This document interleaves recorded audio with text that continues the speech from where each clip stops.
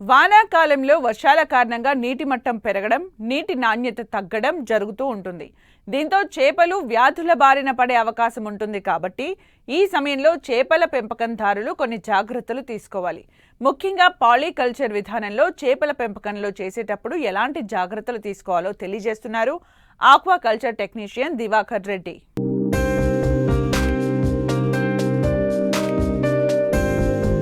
వర్షాకాలంలో చేపల పెంపకం చేసేటప్పుడు నీటి నాణ్యతను, చేపల ఆరోగ్యాన్ని ప్రత్యేకంగా గమనించాలి.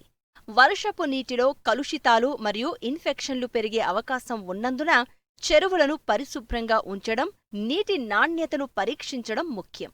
అధిక వర్షాల కారణంగా చేపలు ఆహారం సరిగా తీసుకోకపోతే వాటి బరువు తగ్గే అవకాశం ఉంది. కాబట్టి చేపలకు సరైన ఆహారం అందించడం, అధిక వర్షాల నుండి రక్షించడానికి తగిన జాగ్రత్తలు తీసుకోవాలి.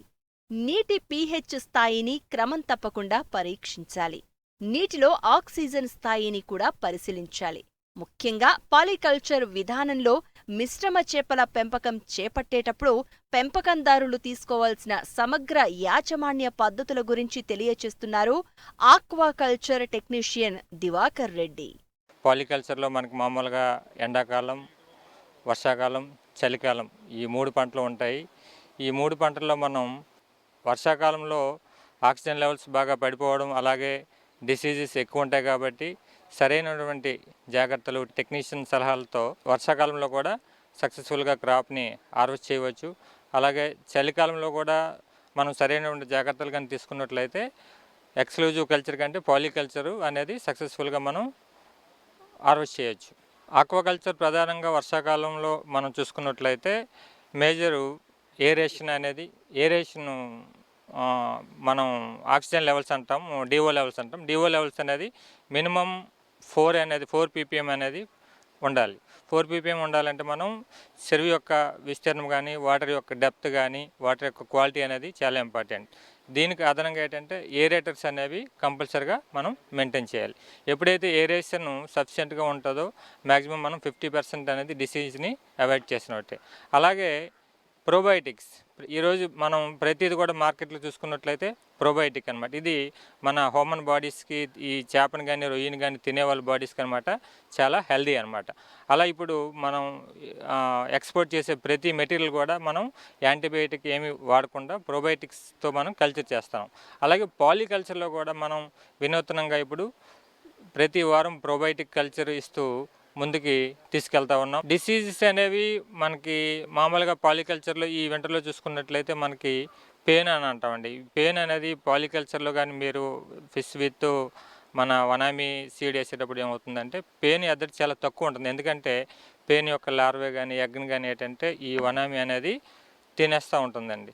ఇంకా ఏరేషన్, ఈ ప్రోబయోటిక్ ఉండడం వల్ల ఏంటంటే ఫిష్ కూడా ఏంటంటే ఇమ్యూన్ బేస్ ఉంటుంది అనమాట. ఫిష్ కూడా ఏంటంటే ఎక్కువ ఇమ్యూనిటీ ఉండడం వల్ల ఏంటంటే డిసీజ్ని తట్టుకునే శక్తి ఎక్కువ ఉంటుంది. ఒకవేళ డిసీజ్ వచ్చినా సరే ఏంటంటే వితిన్గా 1 వీక్లో అది రికవరీ అవుతుందండి. పాలీకల్చర్లో ముఖ్యంగా మనం తెల్లచేప వచ్చేసరికి ఎకరాకి 2 నుంచి 3 వేలు వేస్తున్నాం అండి.